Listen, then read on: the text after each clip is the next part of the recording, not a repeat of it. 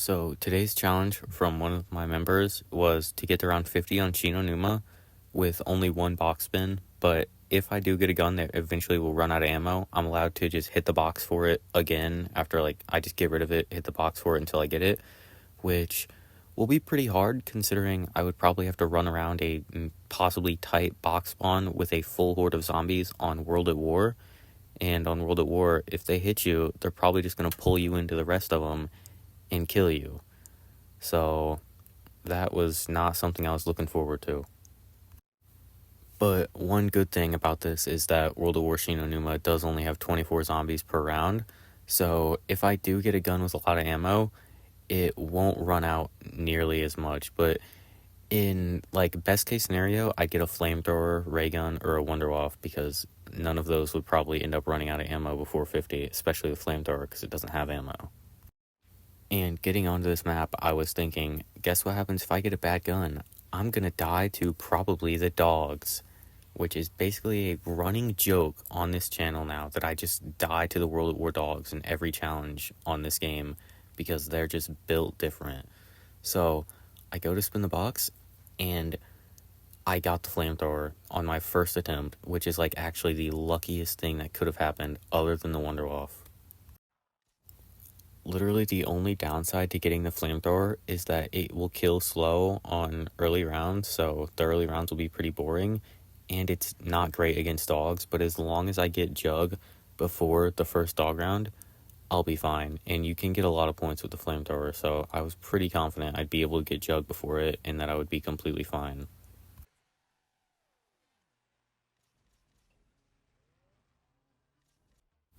Not getting Jug right there really scared me because if I get round 5 dogs, I might die to him when I have a really good gun for this game. But luckily, I actually did not get dogs on round 5. What the hell is even that?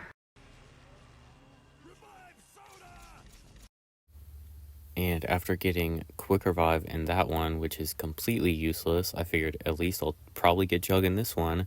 So I went to open it and double tap. So I'm going to get Jug last. But luckily, I did not get round 6 dogs either. So the bad perk luck was okay because I was getting very good luck not getting dogs early. So during round 6, I went and grabbed Jug, and then it was time to fight the dogs on round 7. And as long as you have Jug, you're pretty much fine, and you can probably kill them with almost any gun except maybe a Kar 98K or an Arasaka or something like that. But the flamethrower, completely fine to kill them as long as you have Jug and you don't get trapped in a corner or something.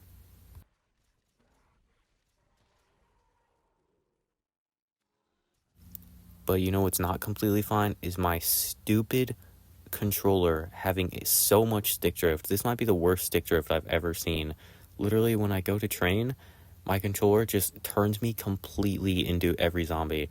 This controller has had stick drift for so long, but my other good one, the A button on it literally just stopped working. So it's either don't jump or have stick drift, and the stick drift killed me. But let's not dwell on that. Time to move on to the next attempt where I got the Type 100, and after my last video, I was very familiar with this thing, and I'll just make sure to keep my thumb firmly on the joystick this time and not try and die to stick drift again. And to keep up the good luck, the first hut that I opened was the one that actually has a Type 100 in it, and I got Jug out of it as well, so really good luck this game.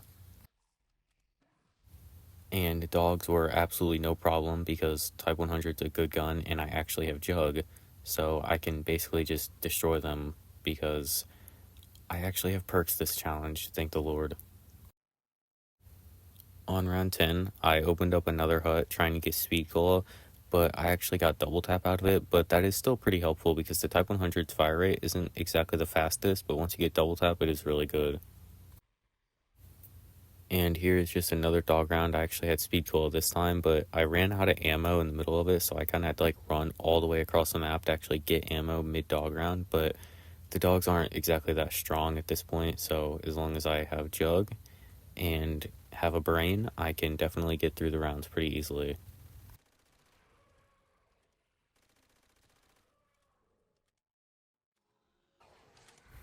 Here's just another clip of me getting through a dog round, and before you even ask, yes, I am absolutely only including this because they have killed me so many times in so many other videos, and it's time for me to take revenge. These dogs were absolutely nothing. I destroyed them easily, and I took great pleasure in killing these World War dogs because they have actually killed me so many times in every video, and it made me so mad. So for my training strategy, I basically just did the same one that I do in like any Shi No Numa challenge or just any like game. Just train around here, and if you don't pass a certain sandbag that's in front of the flogger, zombies won't spawn in like the main like building of Shi No Numa, so they're just like only in this like fishing hut area. So it makes the spawns fast, and it's a big enough area to just fully train. These like early to late 20s rounds were just pretty easy because the Type 100 is still like really good, and I just have to buy ammo like maybe like at the end of a round unless I get a drop. But yeah, these rounds were pretty easy still. And after a little while I hit 30. These rounds like weren't that slow, but they definitely were pretty slow for like Shi No Numa standards considering there's 24 zombies around, but they still weren't like insanely slow at least. Then at about the early 30s, I started having to buy ammo while there was still like a little bit of zombies left. I couldn't like get it to one and then go buy ammo, kill it, and run back to the training area. I actually had to go buy ammo in like the middle-ish of the round, but there still was usually not more than like 10 zombies left when I would go buy ammo.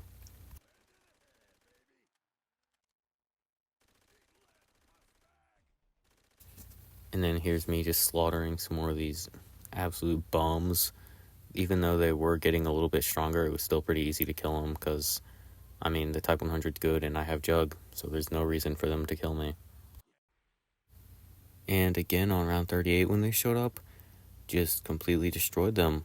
Again, Type 100 is actually destroying them when I actually have perks. Rare occurrence when a viewer suggests a challenge that is fun, not too hard, and I actually have perks.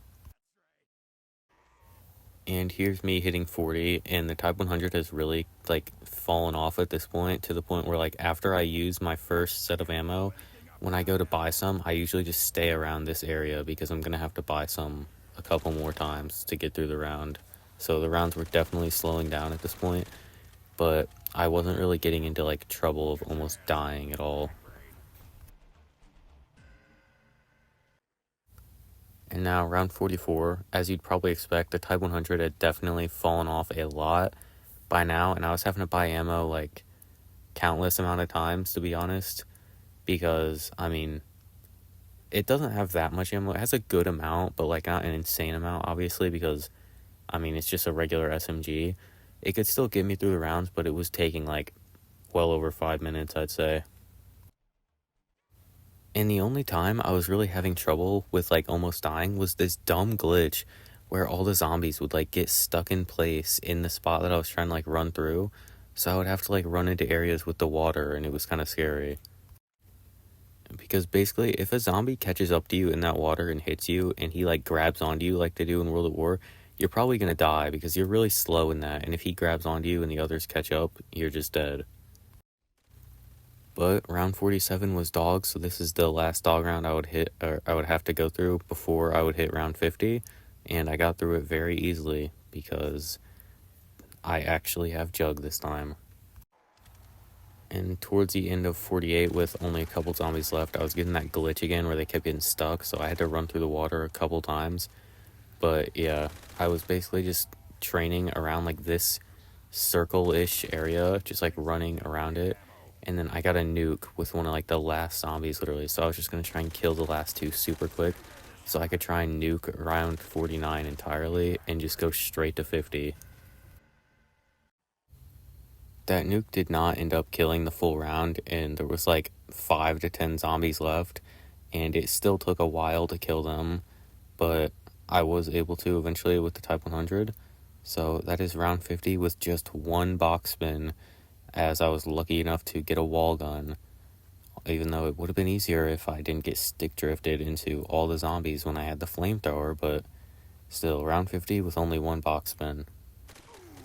But thanks for watching, please like and subscribe, and if I sound kind of tired in the editing, This is because I'm editing this after about 5 to 6 hours of just attempting the reverse rainbow perk challenge on BO2 Origins, and it's 8 a.m. So I literally pulled an all-nighter just attempting that, and that will be the next video. So get excited for that. But thanks for watching. Please like and subscribe.